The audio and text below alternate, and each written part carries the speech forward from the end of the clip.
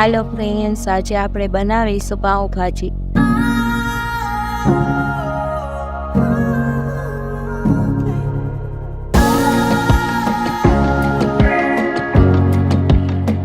તો ચાલો શરૂ કરીએ આજની રેસીપી। પાઉંભાજી બનાવવા માટે આ એક નાનો ફુલાવર આવે તેને સુધારીને લીધું છે। 3 મીડિયમ સાઇઝના રીંગણા કાપેલા લીધા છે। થોડુંક આ રીતના કોબીજ કાપેલું લીધું છે। 4 મીડિયમ સાઇઝના બટેકા છાલ કાઢીને સુધારીને લીધા છે। આ શાકભાજી બાફવા માટે કુકર લીધું છે, તેમાં આ બધા શાકભાજી એડ કરી દઈશું।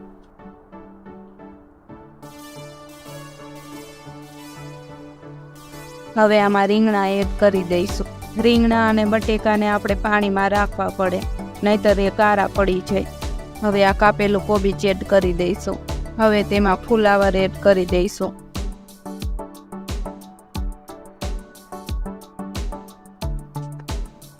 હવે આમાં આપણે પાણી એડ કરશું। 1.5 ગ્લાસ આમાં પાણી એડ કરશું। હવે તેમાં અડધી ચમચી મીઠું એડ કરશું। પછી તેમાં અડધી ચમચી હળદર એડ કરશું।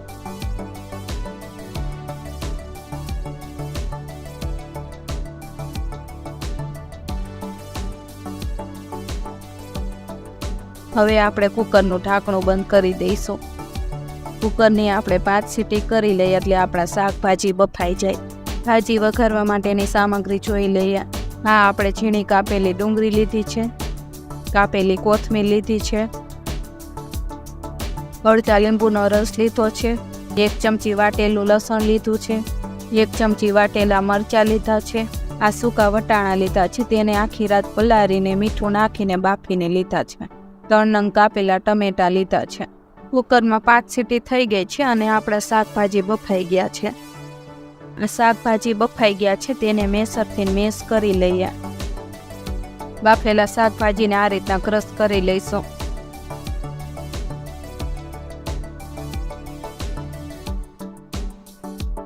આ શાકભાજી સરસ ક્રશ થઈ ગયા છે। હવે ભાજીનો વઘાર કરી લઈએ। ભાજીનો વઘાર કરવા માટે કડાઈમાં 5 ચમચા જેટલું તેલ એડ કરશું। હવે તેલને ગરમ થવા દઈશું। તેલ ગરમ થઈ જાય પછી તેમાં નાની અડધી ચમચી હિંગ એડ કરશું। હવે તેમાં આપણે 1 ચમચી લસણ એડ કરશું। હવે તેમાં 1 ચમચી વાટેલા મરચાં એડ કરી દઈએ। હવે તેને મિક્સ કરી લઈએ। મીડિયમ સાઇઝની 4 નંગ જેટલી કાપેલી ડુંગળી એડ કરી દઈશું। તેને પણ આ રીતના મિક્સ કરી લેશું। ડુંગળીને થોડીક ચડી જાય ત્યાં સુધી પાકવા દઈશું।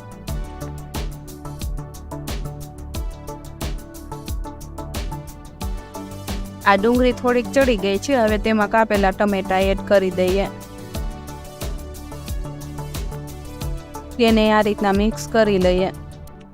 ટમેટા થોડાક સોફ્ટ થાય ત્યાં સુધી ચડવા દઈશું।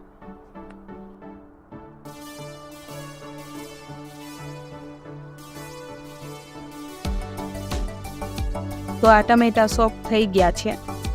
પછી તેમાં અડધી ચમચી હળદર એડ કરશું। હવે તેમાં સ્વાદ પ્રમાણે મીઠું એડ કરશું। થોડોક તેમાં ગરમ મસાલો એડ કરશું। તેમાં 1 ચમચી ધાણા જીરું પાવડર એડ કરશું। 1 ચમચી પાઉંભાજીનો મસાલો એડ કરશું। હવે તેમાં 1 ચમચી તીખું મરચું એડ કરશું। 2 ચમચી કાશ્મીરી લાલ મરચું એડ કરશું। હવે આને સારી રીતના મિક્સ કરી લેશું।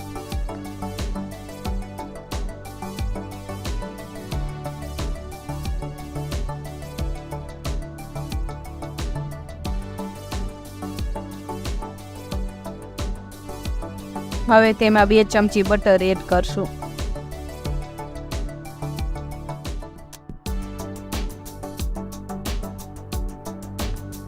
હવે આને મિક્સ કરી લઈશું।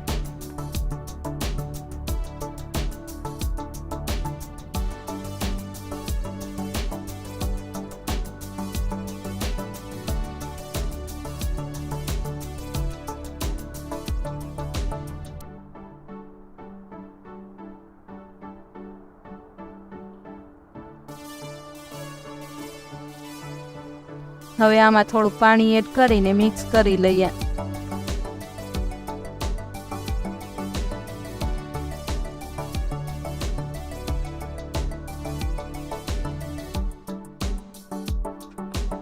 આ રીતના તેમાંથી તેલ છૂટું પડવા માંડશે. પાણી નાખ્યા પછી આ રીતના ઉકળવા દેવાના.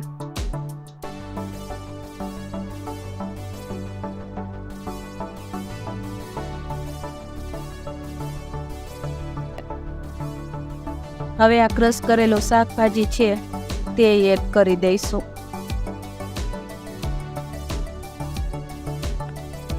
હવે આને મિક્સ કરી લઈશું આપણે.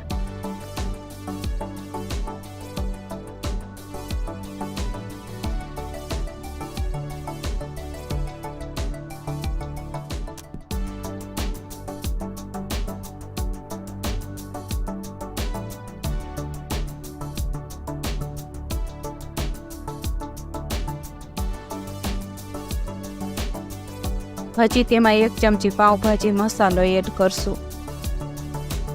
પછી તેમાં બાફેલા વટાણા એડ કરી દઈશું. હવે તેને મિક્સ કરી લઈએ. ટેસ્ટ કરી લેવાનું આપણે. તેમાં તીખું કે મોરું હોય તો તેમાં એડ કરી શકીએ આપણે. આપણી ભાજી તૈયાર થઈ ગઈ છે. હવે તેમાં ઉપરથી કોથમીર એડ કરશું.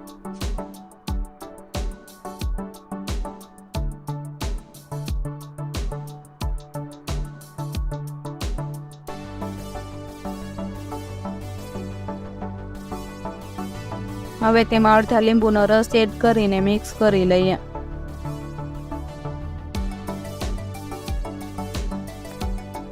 તો આ ભાજી તૈયાર થઈ ગઈ છે. હવે તેને નીચે ઉતારી લઈશું. હવે આપણે પાઉં શેકી લઈશું. આ ગેસ ઉપર આપણે તવી રાખી છે. તેમાં આપણે બટર એડ કરશું. આમાં આપણે ફ્લેવર માટે થોડો મસાલો એડ કરશું પાવભાજીનો. થોડુંક લાલ મરચું પાવડર એડ કરશું. થોડીક તેમાં બનાવેલી ભાજી એડ કરશું એટલે ભાજીનો ટેસ્ટ આવે પાઉંમાં.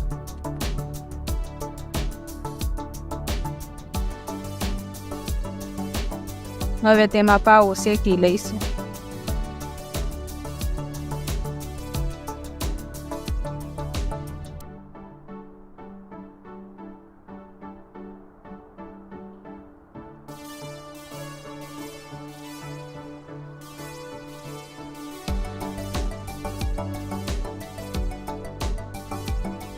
પાઉં આપણા શેકાઈ ગયા છે. હવે તેને આપણે નીચે ઉતારી લઈએ.